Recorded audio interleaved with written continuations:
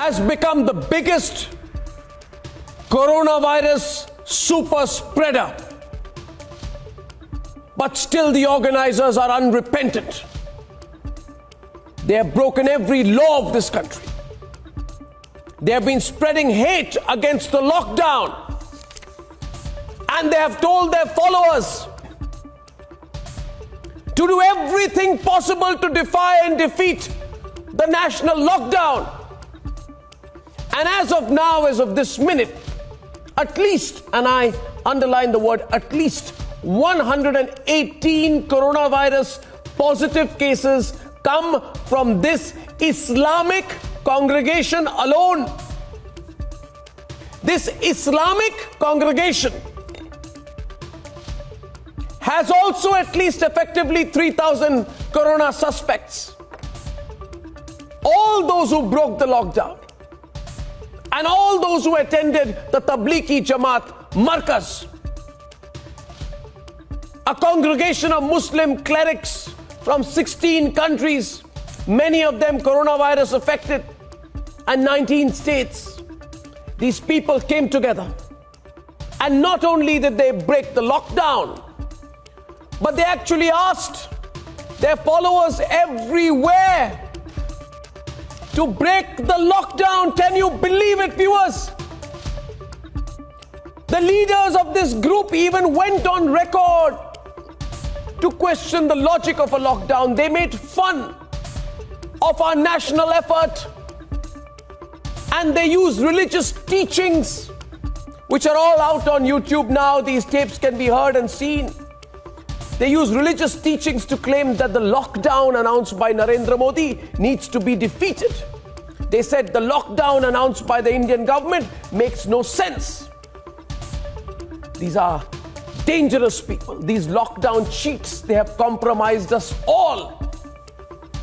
We were just winning when they did everything to defeat us. And we will now defeat the lockdown cheats. Asaduddin Owaisi, your silence and your refusal to call these cheats violators of national interest. Listen to me, Asaduddin Owaisi. If you have the guts, go on Twitter now and call them violators of national interest. If you don't, your silence amuses me. Where are you now, Mr. Owaisi? And where the hell is the PFI?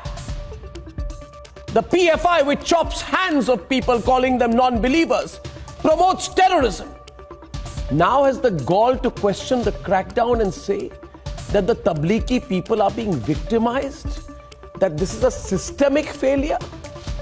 Let us tell the PFI tonight that if they also lack the courage to name and shame these corona super spreaders of the Tablighi Jamaat Markaz, then they have no right, and I repeat, no right to be on Indian soil.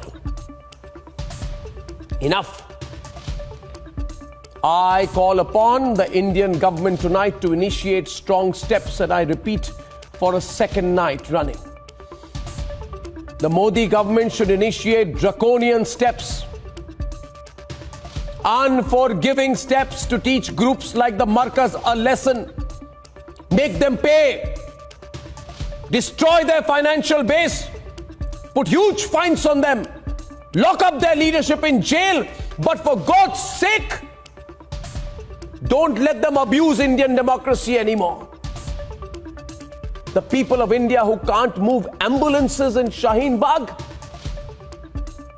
the suffering citizens of India, for months we have seen people dying in traffic jams caused by Shaheen Bagh, are now dying because of the singular determination of the Tablighi Jamaat to spread the coronavirus in my country. But even tonight we can win.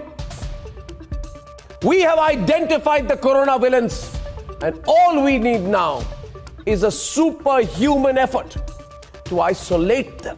1, catch them. 2, punish them. 3, and the greatest punishment will be to defeat them and to defeat COVID-19. Tonight it has spread in the northeastern states.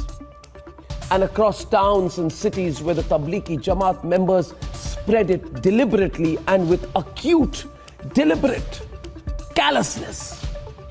Let them not say they didn't know what they were doing. No, we don't believe them. Suspiciously, the Tablighi Jamaat attendees, also violating visa rules, have been found hiding in mosques across the country. And a few minutes back, their visas were cancelled. Why were they doing this? What do they want to do in my country? Why are they spreading across my country? What is their real intention? And let me ask any of these Markaz attendees, would these Markaz attendees have got away doing this in countries where they came from? Like Malaysia, which keeps Zakir Naik there, or Kazakhstan? Viewers, tougher questions and a tougher action must now follow. A conspiracy against India will have to be brought down with immediacy and effectiveness. The only silver lining is that tonight we know who flouts and we know how it spreads. If the Prime Minister wishes, he can bring down the heavy arm of the law. And I think, and I'm sure you think too, that the Prime Minister must. In fact, we pray now that the Prime Minister will. We have 3 debates tonight, viewers. First, the Markaz super spreader. It's not a scare, it's a reality. At 10 o'clock tonight, taking the example of Kerala. We have to follow a Kerala ordinance model. We have to bring in very, very tough laws now.